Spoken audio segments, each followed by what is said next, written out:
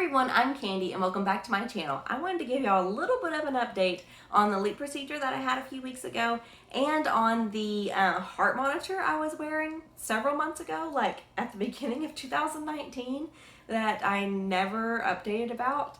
So if you have no idea what I'm talking about whatsoever, I will have that video linked down below, and I'll also have it linked at the end of this video too. So a little bit of a backstory on that. I got pregnant, started gaining weight through both of the pregnancies. The more the weight piled on, the more the baby weight piled on as well. It put more stress on my heart, and I developed a heart condition that I didn't know what it was. So after I had my second son, I decided to go to the doctor and figure out what that was, and I had a heart study done, and that was interesting. All I can remember of it is that I was not numb all the way when the doctor cut my leg open to insert the catheters or whatever they are to run through my artery to look into my heart, and they put these sticky pads on the front and back of me.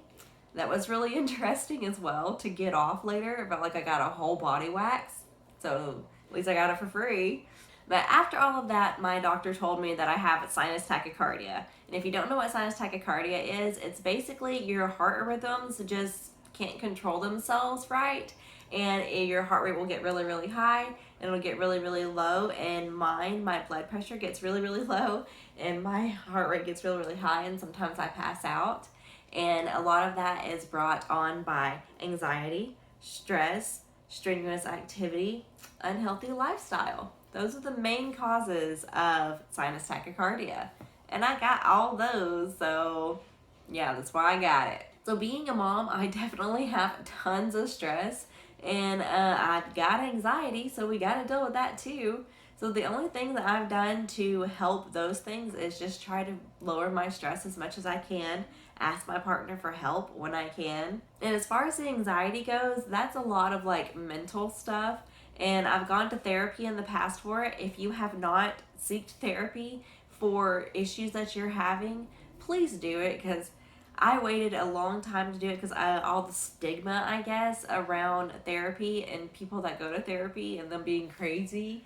But you know what? Everyone's a little bit crazy, and we just gotta find out what our crazy is where we can, face it and move on. So along with all of that, I have been trying to have a healthier lifestyle as well. In the past 7 months, I have lost 43 pounds myself, just me, just eating healthier. So woohoo! I feel so good about that. It is such an accomplishment, because forever, that scale was just ticking up there and never going down. So if you want to know more about that and how I have started to lose the weight, like I said, 40 pounds in 7 months isn't that bad with just eating healthier. I haven't been doing any exercise or nothing like that. So if you want to know more details on that, then stick around, because I'm going to do a video on that one next. So since improving a lot of those aspects in my life, the sinus tachycardia, the palpitations, all the stuff that I was having has gone down tremendously. Now I have started going to the gym. I've gone 3 times already, and you might not think that sounds like very much, but I've been a member for 4 days and I've gone 3 times. So yeah, I think I'm doing pretty good. And I'm just taking it easy, since I am only 3.5 weeks out from the LEEP procedure, and I do have the sinus tachycardia. I don't want to stroke out in Zumba or something and push myself too hard too fast, because I've already fallen off the treadmill, and I'm already the clumsy girl that can't run on a treadmill. I don't want to be labeled the clumsy girl in the gym. I mean, that poor lady that I landed on, her treadmill, she just kind of looked concerned, and I just got up and got back on and kept running.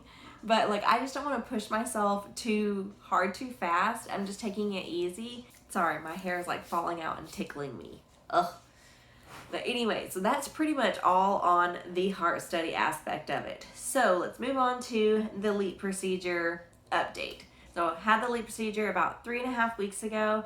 I would say the first week I had to be careful how I bent and picking up my kids and stuff like that, but it really wasn't that bad.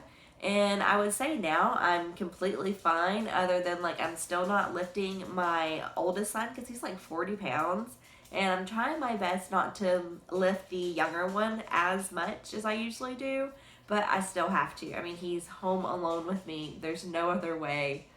I'm gonna have to pick him up eventually. And so far, it hasn't hurt me. I just try to do it in different ways. I like sit down and get him on me and then stand up with him instead of like bending and picking him up.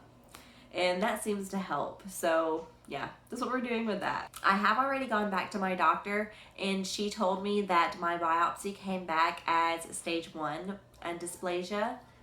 And I asked her if we should have even done the procedure, because you're not supposed to do a LEEP procedure because or until you get to stage like 2, almost to stage 3, like when it's about to turn into cancer. So I have a little bit of regret in doing it, but she said that from getting in there, her eyes, she thinks that it needed to be done. So I can't ask her to put pieces of my cervix back. We can't stitch it back in there. It's already done. We're going to move on. I do have concerns about how it's going to affect me in the future because I do want to have one more baby.